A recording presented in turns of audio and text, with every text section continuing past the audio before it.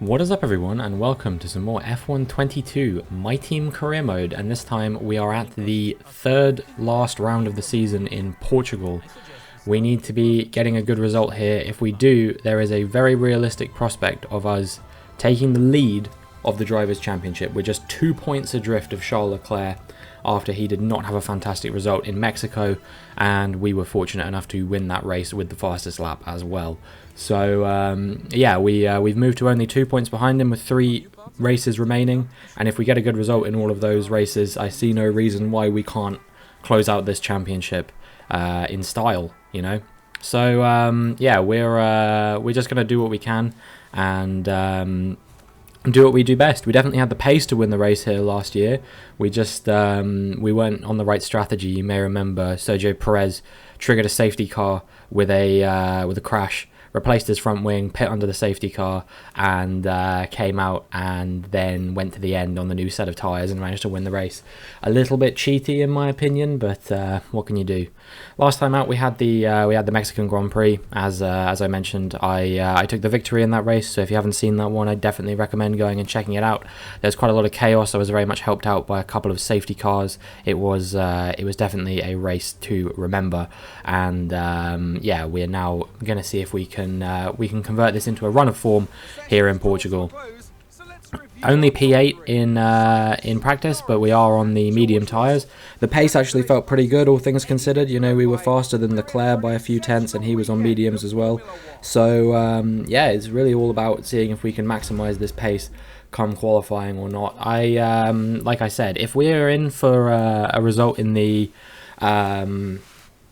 Constructors' Championship, we're going to need a good result from Porsche as well in these final few races.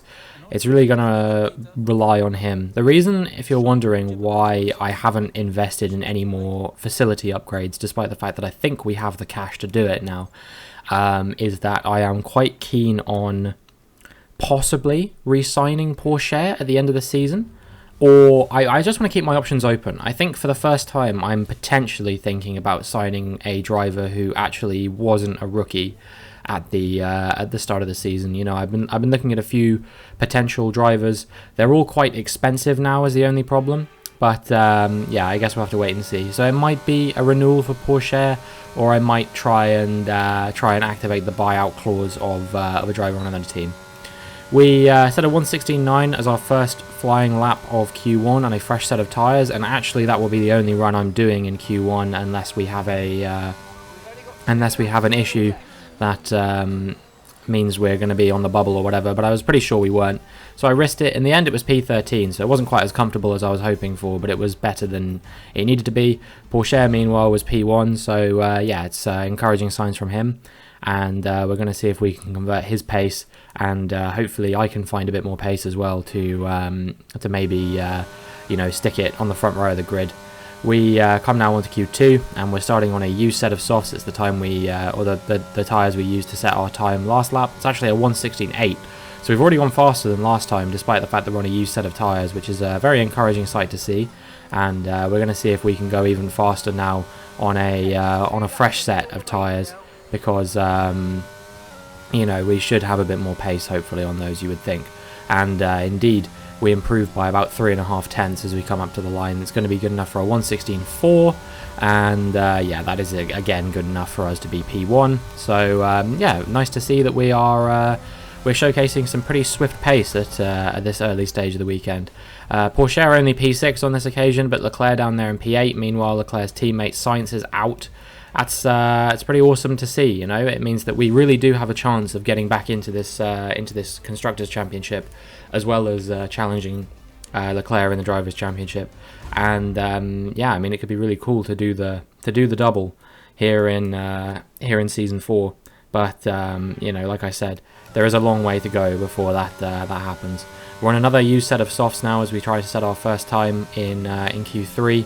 And we'll see what kind of times we're doing. It's good enough for a 1:16.8. We actually do go fastest temporarily, although I'm sure that will be usurped when a few of the faster drivers set some times. Indeed, Alonso's beaten it by 3 tenths, so we're going to have to set a pretty good lap here for our final run. Fortunately, we improved by a lot a lot more than I was expecting. I was talking about this before.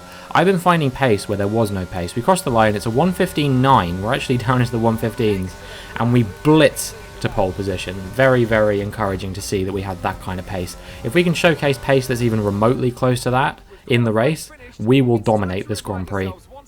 Porsche gets P2, and Leclerc is all the way down in P4, so this is really good to see. If this is how the race shapes out, we could be in with a real chance of, you know, usurping Leclerc by 10 points or more in this championship, which I can't stress how good that would be. That would mean that we could come second and he could win in Brazil and we would still be leading the championship. So yeah, he I don't know, he's really in a bit of a sticky situation at this point. Meanwhile, we're actually, you know, looking like we might be in the box seat all of a sudden. If this race goes according to plan, we will probably be favourites for the championship, I imagine, after that point. You know, it's a long race to go. I think it's 33 laps that we've got to do around this Portugal circuit, but it's one I enjoy. It's one I can do decently well. And yeah, it's just quite encouraging to see. I think we've got a few upgrades we're going to maybe put on the car to adapt before we get into the race. Indeed, we have a couple here. And yeah, now we've only got 6 left to adapt. I'm thinking maybe by the end of the season we might be able to adapt all of them, but either way I think we'll only be losing a couple. And now it is time for us to get into the race. Welcome along then to Portimao, one of the busiest towns in the Algarve and a breathtaking destination that brings tourists from all around the world to the shores of southern Portugal. Today it's the backdrop for the latest round of the Formula One World Championship, and with a circuit this wide, we could be in for a lot of exciting wheel-to-wheel action today. So Portimao features 15 turns over the course of its 2.9-mile length. 9 are right-handers, 6 are to the left. This is a track with a lot of uphill action, which only accentuates the importance of getting those exits right, especially at turn 4, where a good line can present opportunities to pass on the way into turn 5. It's time to take a look at our starting grid for today's race. Robinson lines up on pole position, and Théo Pourchaire completes the front row. As we continue through the rest of the grid today, we have Fernando Alonso, Leclerc, Yuki Tsunoda, and Ocon, Perez, Norris, Verstappen, and George Russell, Ricciardo, Albon, Carlos Sainz, and Zhou, Gasly, Lundgaard, Robert Schwartzman, and Oscar Piastri, Mick Schumacher, Stroll, Magnussen, and Nicholas Latifi. Which of these talented drivers will come out on top today? Natalie Pinkham joins me once again in the commentary box. It's fantastic to have you with us today. I'm curious though, how do you think the drivers stop those pre-race nerves from becoming overwhelming when you're lining up on the grid? Well, I imagine they'll be starting to feel the adrenaline as they anticipate the rundown into turn 1, a bit like preparing to go into battle. The unknown situation will bring nerves, but that's a good thing. It'll keep them focused on the moment and on their surroundings as we build towards the start of the Grand Prix.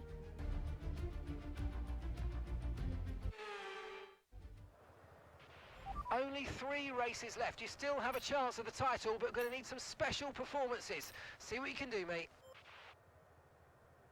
They want special performances? I'll give them special performances.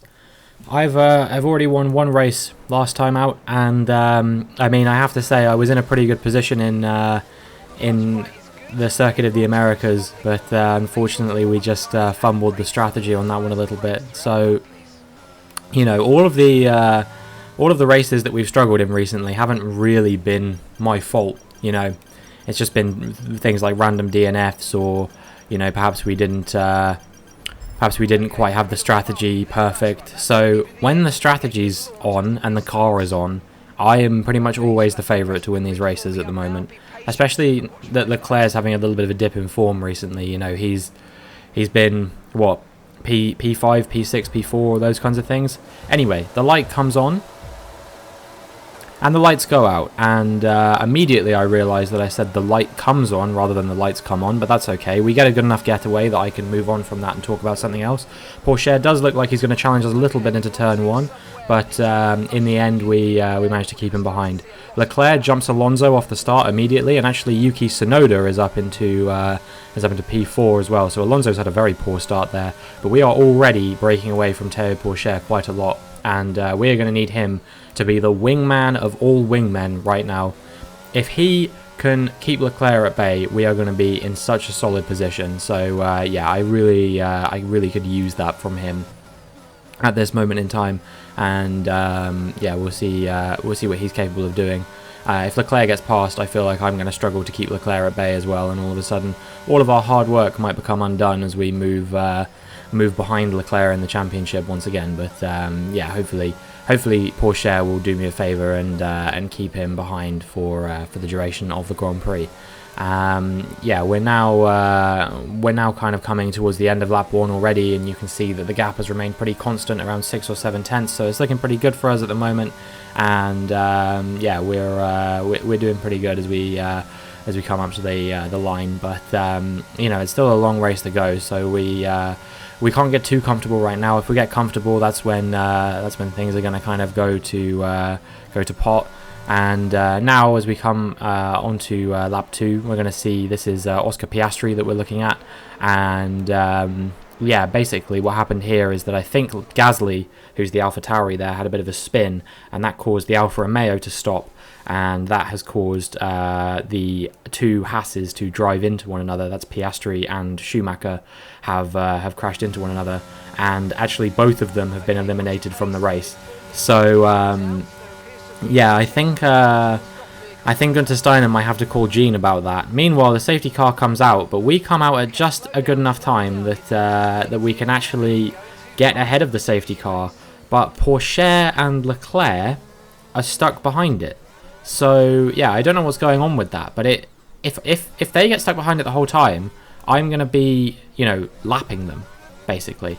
But it doesn't quite materialize like that. Eventually, I think the game realizes what's going on, and yeah, Pourchaire goes past the safety car, and all the other cars go past it as well. So it was a bit weird for a second there, but all fine in the end. And yeah, we close up to the back of the safety car on lap 4, and now we're gonna just see if we can get a good safety car restart. Hopefully, catch the cars behind off guard a little bit, and you know, move away into the distance and into the lead of the Grand Prix. Hopefully break out of DRS range quite quickly, and see what we can do. Lap 5, and the safety car is on its way back into the pit lane.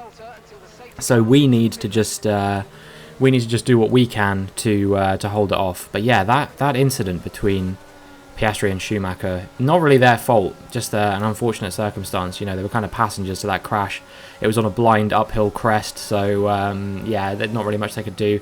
I'm not sure how Gasly managed to drop the car there, but yeah, unfortunate that it took quite a few casualties from this race, and I think actually Stroll and the Aston Martin ploughed into the back of them as well. So yeah, not great for them, but in any case, we do engage the safety car restart. We get the jump on them. You can see I'm building a gap to Pourchaire now with the battery and everything. I don't think I'm gonna have to worry about any challenges from him down into turn 1. And yeah, as we cut the track a little bit there, you can see that we are once again looking like the favourites for this race. You know, we're building a gap all the time. There's only a few parts of the track where I think Pourchaire is slightly faster than me, but not enough that he can close a gap to try and make an overtake work. And if we can break out of DRS range before lap 8, it will be once DRS gets re-enabled, then yeah, we could be looking like this race is going to go pretty smoothly for us. I just need Pourchaire to keep defending Leclerc. That's all I need. You know, this race is really at the moment about Pourchaire and Leclerc. It kind of was in Mexico as well. I think they had some kind of collision which caused them both to pit. But as we come to lap 11, you can see my tyres are getting pretty worn out at this point. But we have broken out of the DRS range, and we're going to be coming into the pits, as is Leclerc. Pourchaire staying out, obviously, not far enough away to double stack at the moment. So Pourchaire is going to have to bang in a really good lap on those soft tyres to make sure that he comes out ahead of Leclerc after the pit stop phase. And we'll see what we can do. I think Leclerc's actually getting held up there slightly by the fact that Tsunoda and one of the Alpines are coming into the pits as well. That's Alonso that's in the pits. So Leclerc, I think, kind of got held while the other drivers were going past. So that's the one benefit of having a pit box right at the end of the pit lane. That's something that honestly I would quite like to see in a future update of this game, is moving pit boxes depending on where the team finishes in the championship, like how you have in real life.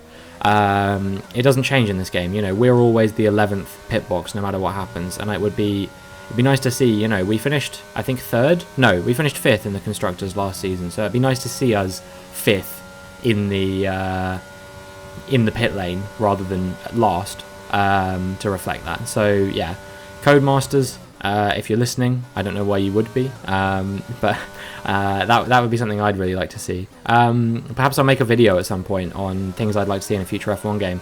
You know, I saw that they teased F1 23 relatively recently on Twitter. I say teased, they posted a graphic of just a logo, and that was about it. But you know, we're starving, man. This game hasn't received as many updates as I think people were hoping, and so I think we're kind of holding out hope that the next game is going to be where the content and the the quality updates are at. I briefly just checked that Perez ahead is stopping again, because you may remember last season's fiasco. Unfortunately, he is stopping again. We have built a significant gap to the cars behind now, so yeah, we find ourselves in a pretty solid and comfortable position at the moment. But yeah, this game's coming to the end of its life cycle now, I guess. I know we're only on Season 4, but obviously I started doing daily content in this game fairly, not late, but sort of in the middle of the game's life cycle. In January it was that I started doing this, when I went sort of full-time doing this. So yeah, it's probably only going to be about, I reckon, maybe 3 months or so until we get a new game, roughly. Or maybe, you know, we might get it. I feel like they release it earlier and earlier every year, so I'm hoping, I'm holding out hope that there's a chance that we might get the game slightly earlier, maybe, you know, early June, May time. That'd be great. You know, game comes out around my birthday, fantastic. But yeah, we'll wait and see. Enough rambling about that. We're still, as we move on to lap 23 now, you can see that we're keeping the gap pretty consistent behind, hovering around 2.5 to 3 seconds. And yeah, Tsunoda having a brilliant race there in 4th. If he can close out that would be great points for the team.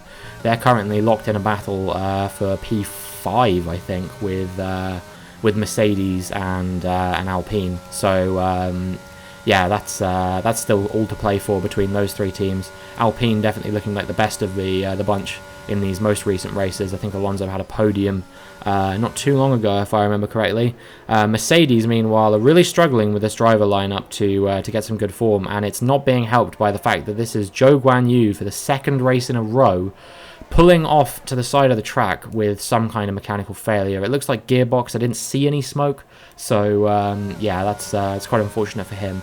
And now we come round to the end of lap 27 and the start of lap 28, and you can see that I've even built the gap a bit more than it was before. It's over 3 seconds at this point, and yeah, I just have to keep putting in these consistently fast laps. We're in the 118 still, which is good to see. So yeah, I'm pretty optimistic about our chances of finishing this race in the lead, as long as we don't have a shock DNF or anything like that.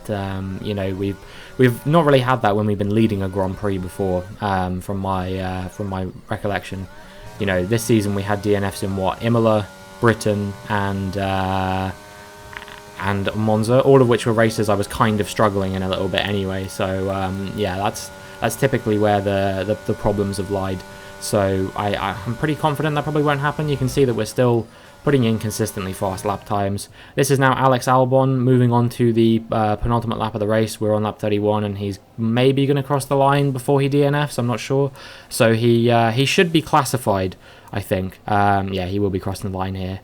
He gets the classification in this race. He won't be going down as a DNF, but nonetheless, that's pretty heartbreaking. Obviously, that is similar to what happened to me in, I think it was Imola, wasn't it? I think I was 1 or 2 laps away from the finish, and my car broke down. I was technically classified there, but it's still you know, we didn't get any points or anything like that. And now we come to the final lap of the race. You know, we're just rounding the final corner, moving on to the final lap of the race.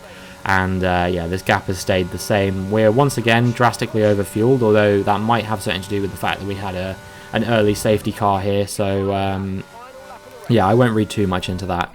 But we still, I need to review this fuel thing for future seasons and see if we can do something about it. But yeah, it's pretty comfortable now, just cruising to the finish. No real issues. You know, the tyres didn't get too worn out or anything like that. You can see they're only just getting onto 60% now as we round the final corner. And as we come up to the line, we're going to cross the line and win for, I believe, the 8th time this season. We are doing seriously well. It's actually, no, it's the 9th time this season, isn't it? That's, yeah, unprecedented number of wins this season compared to previous seasons. But will it be enough? You know, we will take the lead of the Drivers' Championship with that. But will it be enough? With that, we wrap up yet another incredible Grand Prix weekend. Natalie Pinkham, how do you think they were able to set themselves apart today? I feel consistency was probably the key today. There's being quick, and then there's being quick lap after lap after lap. If you can do that, you can capitalise on other people's errors without making many of your own. And that's an approach that can push you a long way up the field. The faces on our top three look so incredibly happy as they make their way up to the podium. A much-deserved victory and a brilliant performance from them all.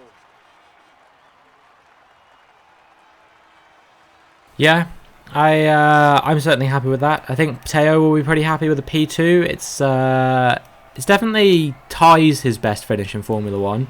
I think he had another P2 in Monaco, if I remember correctly. So yeah, he's having a pretty strong season. But let me know, do you think we should keep him, or do you think that it's time to get someone else? Because I'm open to either idea, quite frankly. So yeah, we'll see what you guys think. Robinson takes over the lead of the Drivers' Championship. Let's focus on the driver of the day. Natalie Pinkham, come on, who do you pick? Well, you've put me in a tight spot today, but I think I'll go for Pierre Gasly. He kept a cool head under pressure and made the very most of some difficult circumstances. Let's move on to the constructors. It was a tough race for our championship leaders who lose ground at the top of the table. Meanwhile, Alpine move up the table with another strong performance this weekend. After an event like that, who knows what the sport has in store for us next time out? Be sure to join us once again as we continue to bring you all the excitement of Formula One. So we're only 8 points ahead in the championship, so we still need to get some good results in these final few races. However, the exciting news is that we're only 4 points behind in the Constructors' Championship, so we are actually in a very good spot right now. If Porsche can put in a couple more good performances, which I know that he can, whether he does is a different story, but he certainly has the potential to be, you know, really strong in these final 2 races. You know, maybe even I would be happy for him to win and me get P2 now that I'm leading the championship. It doesn't matter, just as long as I'm outperforming Leclerc for these last couple races, it really doesn't matter. And if getting Porsche to win the race means that it maximises our chance of winning the Constructors' Championship, it's something I'm happy to do. But his pace hasn't been as good as I was expecting it would be for someone who, you know, has the maximum pace upgrade. Maybe he's just not peaking yet as a driver, perhaps. That's pretty much all I can think of as to why that would be, that he's still not, you know, dominating these Grand Prix and absolutely untouchable on some weekends, because that's my recollection of what it's like when you maximize the driver's pace. But maybe I need to maximize his racecraft and everything as well, and then maybe we'll see a new Porsche. But you know, will he last that long? Let's see. Very short highlights this time. I was leading the whole race. Not much to write home about on this occasion. But yeah, like I said, let me know. Should we keep Porsche? Should we lose Porsche? I want to know what you guys think, because yeah, if we don't win the Constructors this season, we need to be winning it next season. We need to do the double next season, 100%. Even if it's not me winning the championship, someone on my team needs to win the drivers, and we need to collaboratively win the Constructors' Championship. That is the target for Season 5. You know, we have a 5-year plan, and we're sticking to that, the way I see it. But yeah, 8 points ahead. You don't want to miss these last couple races. Anything could happen between me and Leclerc now. But I hope you enjoyed. That is going to be it for this video. Make sure you like and subscribe, and hopefully I will see you in the next one.